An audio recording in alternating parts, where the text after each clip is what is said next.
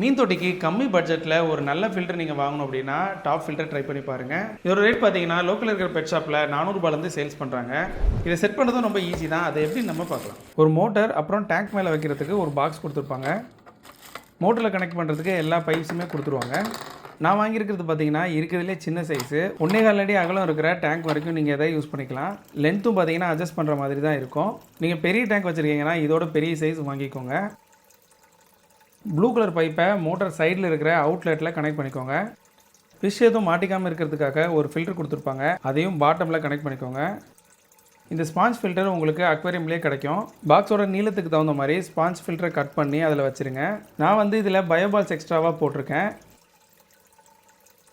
மீதி 2 பைப் இருக்கும். அது 2ஐயும் ஜாயின் பண்ணிவிட்டு பாக்ஸில் ஒரு ஸ்லாட் கொடுத்துருப்பாங்க. அதில் மாட்டிட்டு டேங்க் மேலே வச்சிடுறேன். அப்புறம் மோட்டரை தண்ணியில் வச்சுட்டு அந்த ப்ளூ கலர் பைப்பை மேலே இருக்கிற பாக்ஸில் மாட்டி விட்டுறேன். அதோட மூடியை போட்டுட்டு பம்பை ஆன் பண்ணிட்டீங்க அப்படின்னா டாப் ஃபில்டர் ஒர்க் ஆக ஆரம்பிச்சிடும். ஒரு ஹோஸ் கொடுத்துருப்பாங்க. அதையும் மோட்டரோட நீங்கள் கனெக்ட் பண்ணிட்டீங்க அப்படின்னா ஏர் பம்ப் மாதிரியும் அது ஒர்க் ஆகும். மேலே இருக்கிற ஸ்பாஞ்சில் அழுக்கு சேர்ந்துருச்சு அப்படின்னா அதை மட்டும் நீங்கள் எடுத்து ஒரு வாளியில் வச்சு கழுவிட்டு திருப்பி போட்டுடலாம். ஃபுல் செட்டப்பை நீங்கள் வெளியே எடுக்க தேவையில்லை. இதே மாதிரி அக்வேரியம் வீடியோஸ்க்கு நம்ம சேனலை சப்ஸ்கிரைப் பண்ணி வச்சுக்கோங்க.